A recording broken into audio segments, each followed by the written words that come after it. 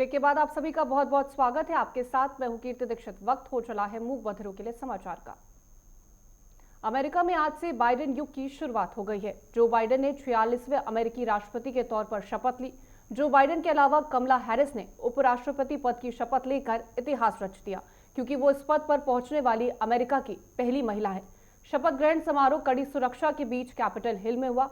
America के पूर्व राष्ट्रपति जॉर्ज बुश, बिल क्लिंटन और बराक ओबामा समारोह में मौजूद रहे। बतौर राष्ट्रपति अपने पहले भाषण में जो बाइडेन ने कहा कि अमेरिका का दिन है, ये लोकतंत्र की जीत है और जश्न का समय है।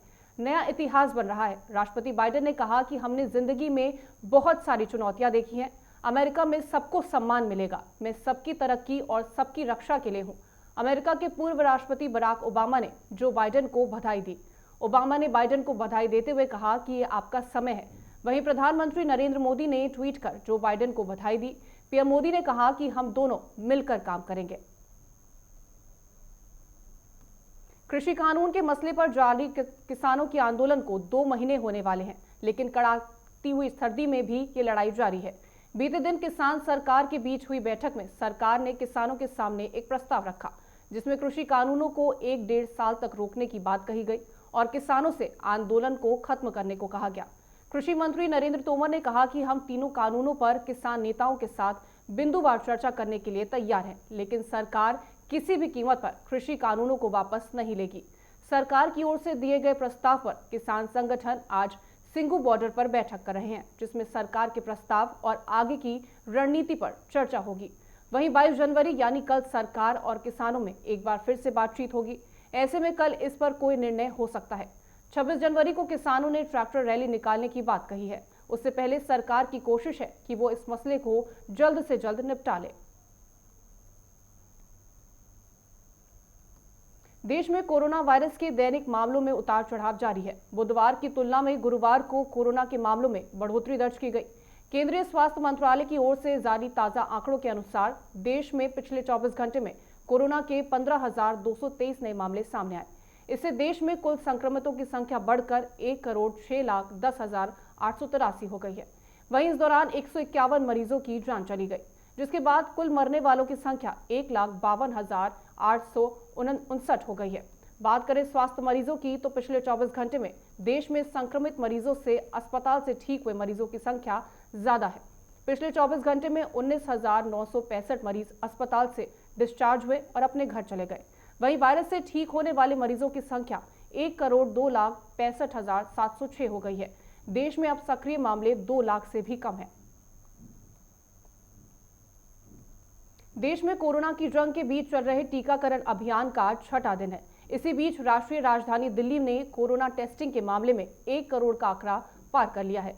स्वास्थ्य विभाग के मुताबिक दिल्ली में अब तक 1,59,993 लोगों का कोरोना टेस्ट हो चुका है। टेस्टिंग का यह आंकड़ा दिल्ली की कुल आबादी का करीब 50% है। मुख्यमंत्री अरविंद केजरीवाल ने ट्वीट कर 1 करोड़ टेस्टिंग का आंकड़ा पार कर लेने पर दिल्ली में नया रिकॉर्ड बनाया है। सीएम केजरीवाल ने कहा कि टेस्टिंग बढ़ाने और उपचार पर ध्यान केंद्रित कर दिल्ली ने कोरोना वायरस के प्रसार को सफलतापूर्वक नियंत्रित किया है।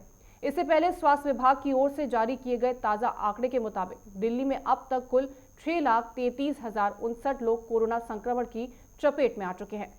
पिछले 24 घंटे में कोरोना से संक्रमण के 228 नए मामले सामने आए, जबकि इसी अवधि के दौरान दिल्ली में 10 संक्रमितों की मौत हो गई।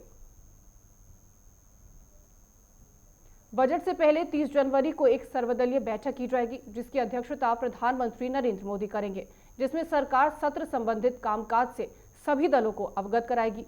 कोरोना वायरस के चलते ये सर्वदलीय बैठक वीडियो कॉन्फ्रेंसिंग के जरिए होगी।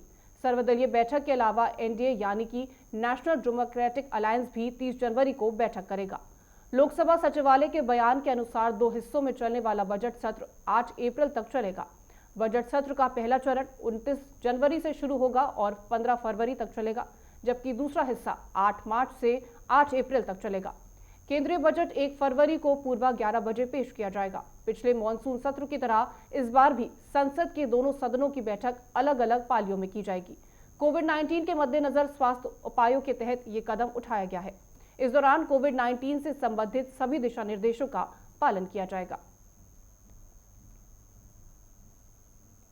दिल्ली से नोएडा होते हुए वाराणसी तक प्रस्तावित बुलेट ट्रेन ग्रेटर नोएडा से आगरा तक यमुना एक्सप्रेसवे पर दौड़ने की तैयारी हो रही है। सब कुछ सही रहा तो बुलेट ट्रेन के लिए यमुना एक्सप्रेसवे पर दोनों तरफ की सड़कें, बीच की खाली जगह यानी सेंट्रल वर्ज में हाई स्पीड रेल कॉरिडोर का निर्माण कराया जा सकता है। इसके लिए सर्वेक्षण की प्रक्रिया भी शुरू हो गई है। जानकारी के मुताबिक दिल्ली से वाराणसी तक बुलेट ट्रेन परियोजना के लिए केंद्र सरकार ने पिछले हफ्ते ही हवाई और जमीनी सर्वे शुरू कर दिया है। बताया जा रहा है कि इस परियोजना के लिए डिटेल प्रोजेक्ट रिपोर्ट यानी डीपीआर केंद्र सरकार को मिल चुका है।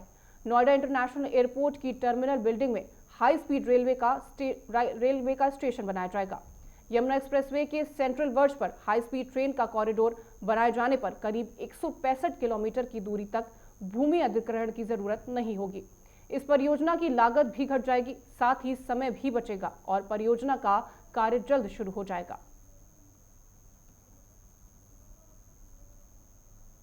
फिलहाल के लिए इस बुलेटिन में इतना ही। देश और दुनिया की तमाम खबरों के लिए आप बने रहे हमारे साथ। नमस्कार।